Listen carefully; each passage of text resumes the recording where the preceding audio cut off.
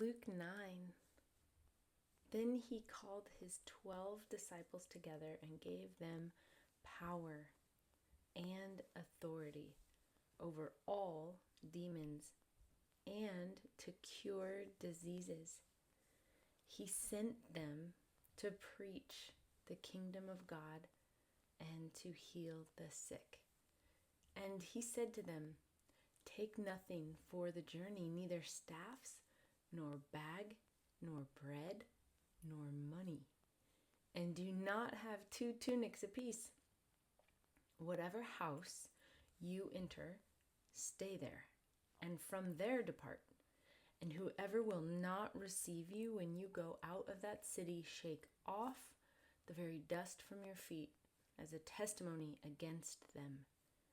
So they departed and went through the towns, preaching the gospel and healing everywhere. Now Herod, the tetrarch, heard of all that was done by him, and he was perplexed, because it was said by some that John had risen from the dead, and by some that Elijah had appeared, and by some that one of the old prophets had risen again. Herod said, "John I have beheaded, but who is this of whom I hear such things?" So he sought to see him. And the apostles, when they had returned, told him all that they had done. Then he took them and went aside privately into a deserted place belonging to the city called Bethsaida. But when the multitudes knew it, they followed him, and he received them and spoke to them about the kingdom of God, and healed those who had need of healing. When the day began to wear away, the 12 came and said to him, "Send the multitude away, that they may go into the surrounding towns and country, and lodge and get provisions, for we are in a deserted place here." And he said to them, "You give them something to eat." And they said, "We have no more than 5 loaves and 2 fish, unless we go and buy food for all these people." For there were about 5,000 men. Then he said to his disciples, "Make them sit down in groups of 50. And they did so and made them all sit down.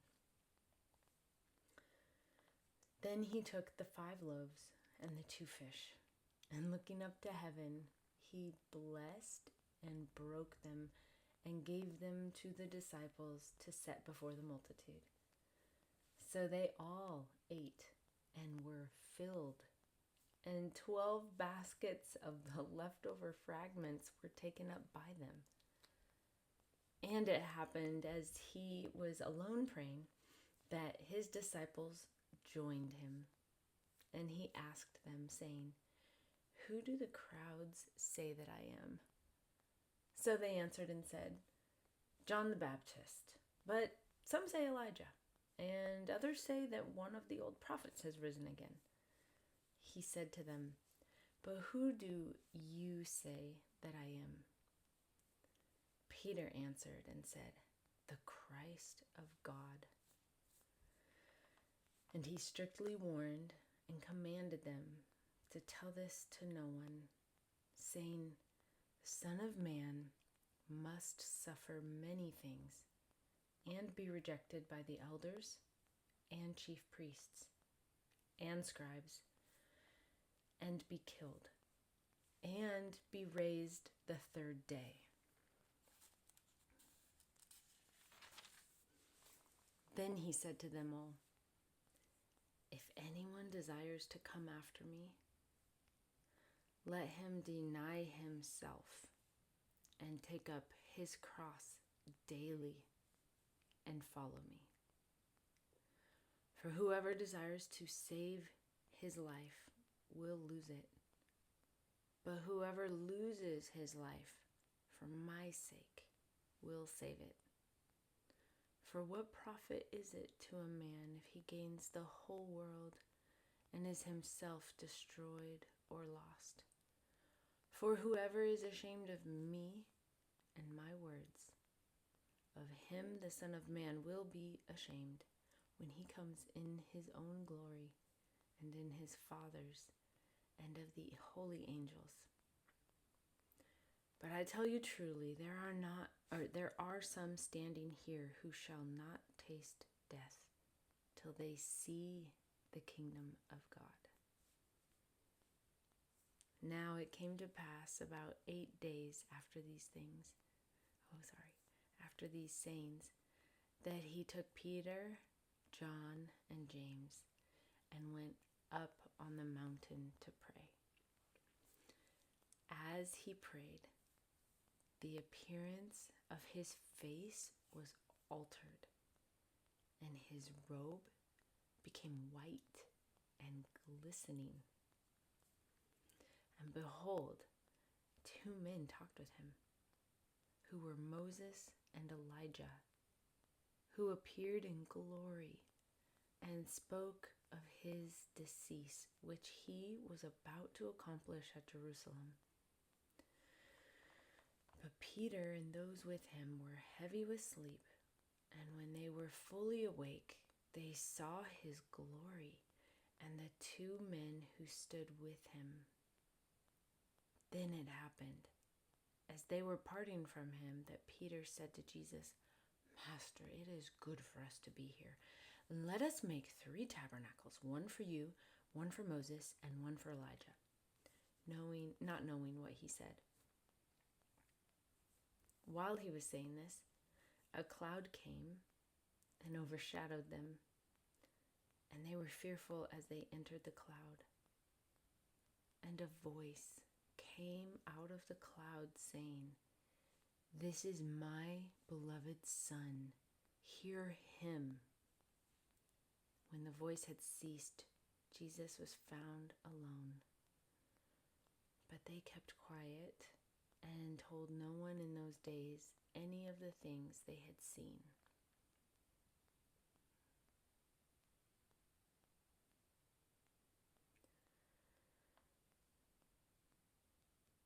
Now it happened on the next day, when they had come down from the mountain, that a great multitude met him. Suddenly a man from the multitude cried out, saying, "Teacher, I implore you, look on my son, for he is my only child. And behold, a spirit seizes him, and he suddenly cries out. It convulses him so that he foams at the mouth, and it departs from him with great difficulty, bruising him. So I implored your disciples to cast it out, but they could not." Then Jesus answered and said, "O faithless and perverse generation, how long shall I be with you and bear with you? Bring your son here." And as he was still coming, the demon threw him down and convulsed him. Then Jesus rebuked the unclean spirit, healed the child, and gave him back to his father. And they were all amazed at the majesty of God. But while everyone marveled at all the things which Jesus did, he said to his disciples, "Let these words sink down into your ears, for the Son of Man is about to be betrayed into the hands of men." But they did not understand this saying, and it was hidden from them, so that they did not perceive it, and they were afraid to ask him about this saying. Then a dispute arose among them as to which of them would be greatest. And Jesus, perceiving the thought of their heart, took a little child and set him by him, and said to them, "Whoever receives this child in my name, this little child in my name, receives me. And whoever receives me receives him who sent me. For he who is least among you all will be great." For he who is least among you all will be great. Now John answered and said, Master, we saw someone casting out demons in your name, and we forbade him because he does not follow with us. But Jesus said to him, do not forbid him, for he who is not against us is on our side. Now it came to pass, when the time had come for him to be received up, that he steadfastly set his face to go to Jerusalem, and sent messengers before his face. And as they went, they entered a village of the Samaritans to prepare for him. But they did not receive him, because his face was set for the journey to Jerusalem. And when his disciples James and John saw this, they said, Lord, do you want us to command fire to come down from heaven and consume them, just as Elijah did? But he turned and rebuked them and said, you do not know what manner of spirit you are of. For the Son of Man did not come to destroy men's lives, but to save them. And they went to another village. Now it happened as they journeyed on the road that someone said to him, Lord, I will follow you wherever you go. And Jesus said to him, foxes have holes, and birds of the air have nests, but the Son of Man has nowhere to lay his head. Then he said to another, follow me. But he said, Lord, let me first go and bury my father. And Jesus said to him, let the dead bury their own dead, but you go and preach the kingdom of God. And another also said, Lord, I will follow you, but first, let me first go and bid them farewell who are at my house. But Jesus said to him, no one, having put his hand to the plow and looking back, is fit for the kingdom of God.